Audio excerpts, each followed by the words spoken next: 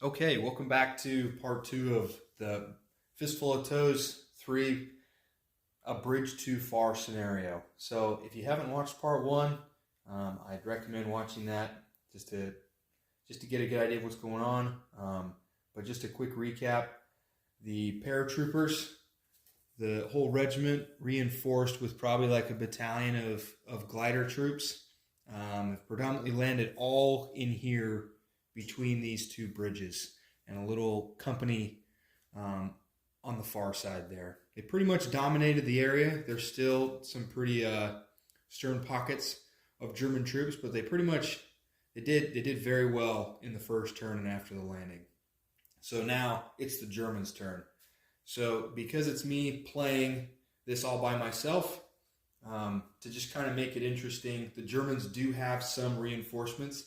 I have them with a battalion of Fallschirmjäger, and then I have probably a company minus of Stug 3s and Panzer 4s, just kind of like a mixed formation that can reinforce from any side of the table, except for in the north, right? So if we're looking here, this side is north, south, and then I'm going to totally have this backwards, but yes, east and then west. And so how I've got this is that trying to simulate where the Germans don't know everything. I'm going to roll one die to see if the Germans are allowed to just see how many units the Germans are allowed to mobilize. Like the landing took place at night in this scenario. They're not quite sure where everyone is. And so this is to kind of like let them know this is how many you can use to just kind of simulate how risk averse these guys are. And then I'll have another die roll where if the Germans roll a 6, then they can have reinforcements from pretty much any side as long as it's the south or the west of the map here. So, or the east. Yeah, I'm backwards, so I'm getting it mixed up. But the south or the east, they can reinforce from any side with tanks or Fallschirmjäger, whatever they decide. So rolling the first die for the situational awareness and their ability to reinforce. That's a 3, so that means I can have 3 individual bases that they can mobilize to kind of check out and see what's going on there. And then reinforcing, rolled again, and we got another 3. So how I'm going to work this is every turn, I'm just going to add 1 to the die, just so like the Germans don't never get reinforcements. So next time it'll be a +1 modifier for the German turn. So picking out our 3 that we have here. So let me just kind of take this off just to zoom up and see what we got here. So we have this fortified position here guarding this bridge. Now at this current state, they're not too concerned about blocking this bridge because they have about a battalion of glider and paratroopers in their rear that they're worried about. We've got this concentrated section here with some suppressed Panzer Grenadiers here. We have a pretty large concentration of German troops in this little town here. And then we have another concentration here, a little bit smaller, and then we have a fortified position here with some Liege 18s located here. So I think what I'm going to do for my 3 units I'm going to bring is I'm going to focus on, because I'm pretty sure they're not coming from the south now.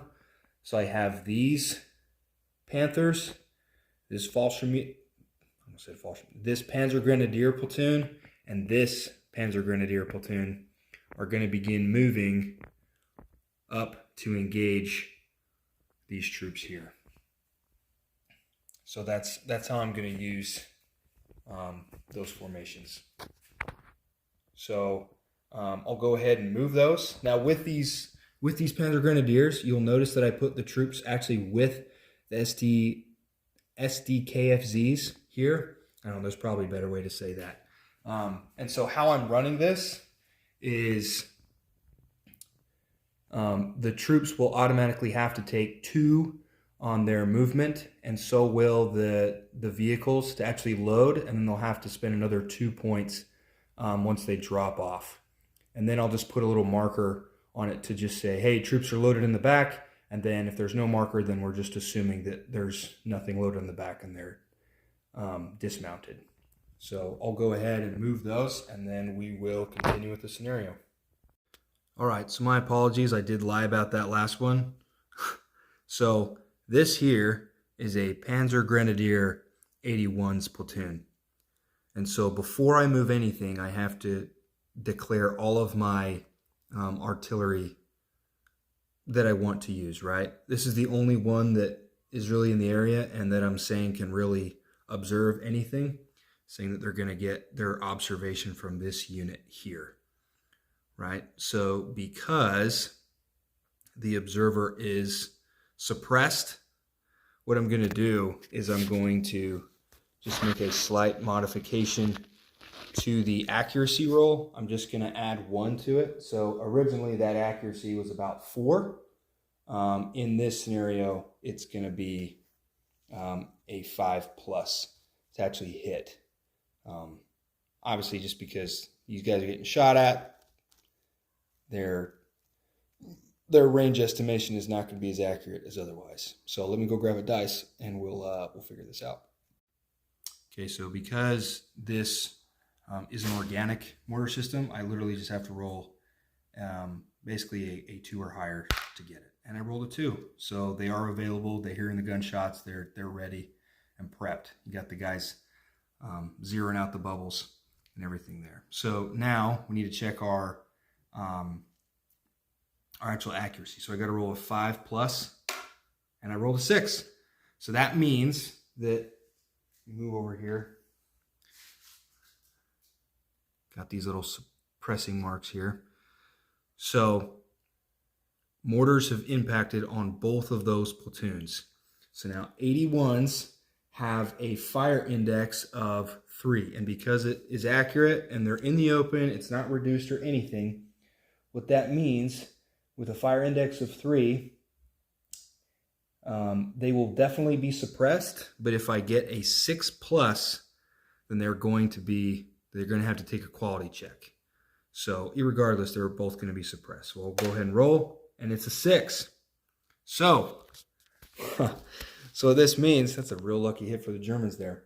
So what this means is that now both of these platoons have to make a quality check of 3+ to pass.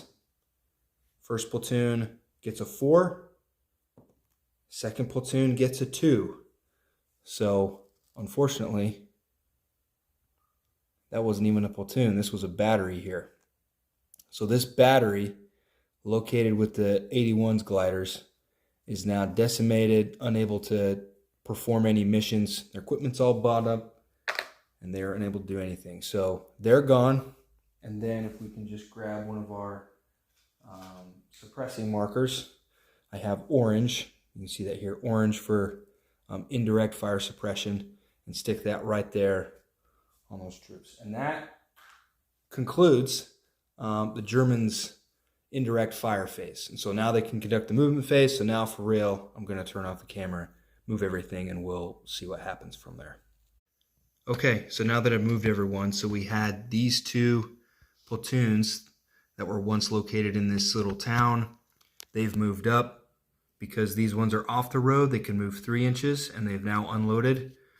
And these, they can double their movement, so they were able to move 6 inches, so now they're unloaded looking on the road. So still not much they can do to affect. And then we had this Panther platoon who was located down here at the bridgehead, now got to move 10 inches along the road.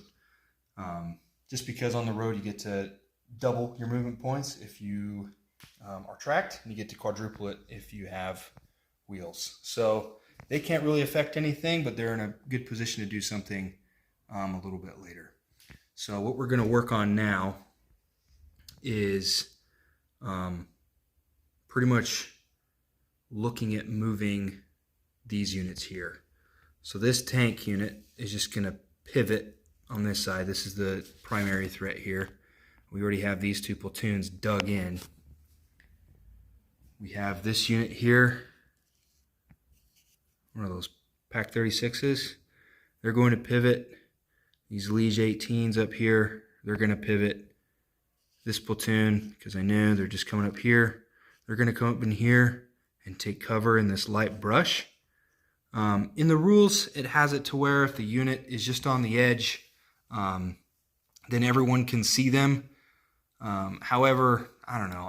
I just like to do something different where the unit can be inside and still see out, and no one outside can see in until that unit starts to shoot at the outside unit. So at this point, these guys aren't spotted, but once they start to engage anyone in here, then they're going to be visible.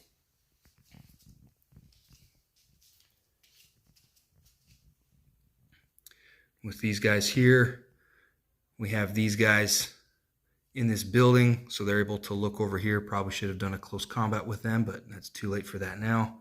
And then this platoon over here, their primary concern is coming around in here. They're just going to use some of their points to come into this area so they can block any of this. And then this tank platoon is going to pivot to their rear to engage anything coming from that side. And then all these units are going to stay here. So that's essentially all the moves that the Germans are going to make. Okay, so this is the side of the board where most of the action is going to happen. So Fistful of Toes, you have to declare all of your hits before measuring any ranges or seeing if you hit anyone. You just have to declare who everyone's shooting at. So I'm going to have this far right platoon engage this platoon here. I want this platoon to engage this glider platoon here. I want these tanks to focus, splitting their fire between this platoon and this platoon. And if they have an odd number, I want them to, of hits, I want them to focus on Bravo first platoon located there. I want this Pack 36 platoon to focus on Charlie Company second platoon. And then I want these guys to hold fire because I can tell right now they're not within range. And then I want these Liege 18s to engage this glider platoon located up here. So let's see where that goes. Okay, so starting off with these Panzer IVs here on these two. So they have 3 for their rates of fire. So I'm going to have 2 and 1 for Bravo 1, Bravo 2. So their anti-infantry rating is -1. So what that means is that they regularly hit on a 4, but in this scenario, they're going to hit on a 5. So rolling first for Bravo 1, that is 1 hit. And I'll just put the die there so we can mark it. And then 1 shot on Bravo 2. And that was a miss. And then we have this platoon engaging Bravo 1. And just to give a quick measure, make sure we're at 4 inches and we're within. And so because we're within 4 inches, but are we quite within 2? Oh, we actually are within 2. So that means that because we're close, we're able to, now granted, normally if it was between 2, we probably should have done a close combat at that point. However, forgot to, so we're just going to do it now. So this point, because they're engaging at their close, they get a +1 modifier to their to hit. So instead of hitting on 4s, they're now hitting on 3s.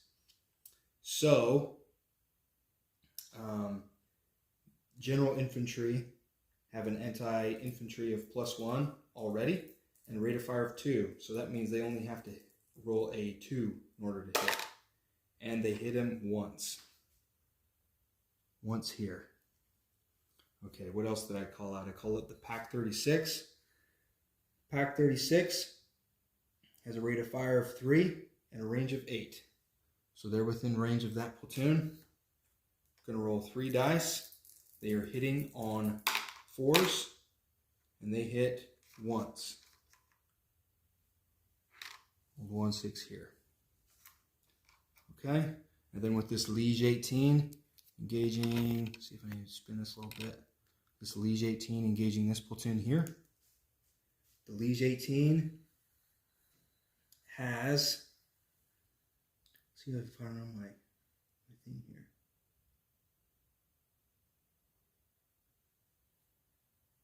They also have a rate of fire of 3, so I need to grab another dice here. And they are hitting on 4s as well, with an anti-infantry of -1.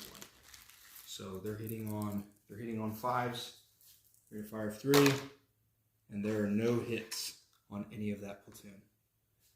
So I'm going to go ahead and do the quality checks for this and come back and give you the details on what happened.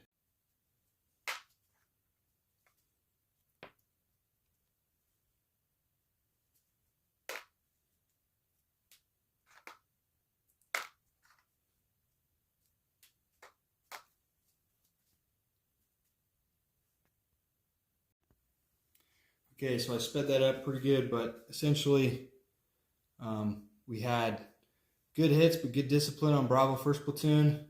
Was this the glider platoon here was able to pass their quality check, and then Charlie Company 2nd Platoon was unable to pass their quality check here. So that's 2 more U.S. platoons down at this point. And so right now, the Americans are going to be looking at trying to find the batteries.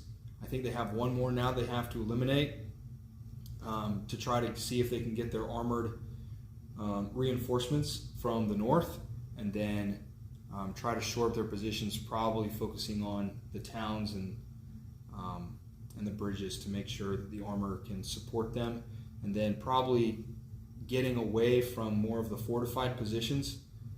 Just because of their light nature, being really limited in their ability to seize that terrain. So that's the end of part 2.